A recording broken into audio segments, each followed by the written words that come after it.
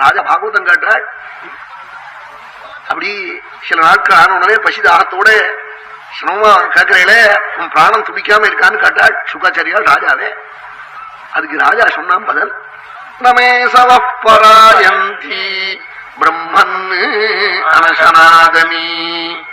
ஆரம் பண்ணாததுனால என் பிராணம் எல்லாம் துடிக்கலே. அதுக்கு என்ன காரணம் தெரியுமா?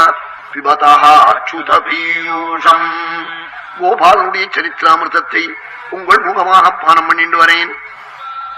அதனால என்ன பசிதாகம் பாதிக்கல, பிராணனுக்கு துடிப்பு ஏற்படலே. ஆனா ஒரே ஒரு துடிப்பு உள்ளூர் இருக்குன்னாடா. என்ன நாள் கடைசி காலத்துல என் குடும்பத்துக்கு பிராமண சாபத்தை முதலா வச்சுட்டு போறேன்னு அழுதானா ராஜா.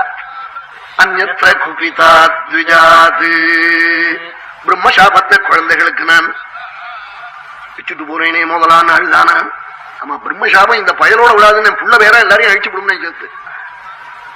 அதனால சாதுக்கள் மனசு கலங்கப்படாது, வருத்தப்பட முடியாது. பண்ணாதே பண்ணாதே பண்ணாதேன்னு பெரியவாள்லாம் சொல்றாள். கைத்திரின்னா இருக்கு இடத்துல. அவன் கைத்திரி விட்ட பயம் வரும் பயல். அவன் ஜலம் இல்லாத சோடா பாட்டில், அவனை பத்தி பயம் இல்லை.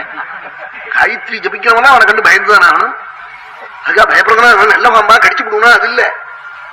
தப்பு பண்ணப்படாத இடத்துல கைத்திரி ஜபிக்கிற வாழ்த்துல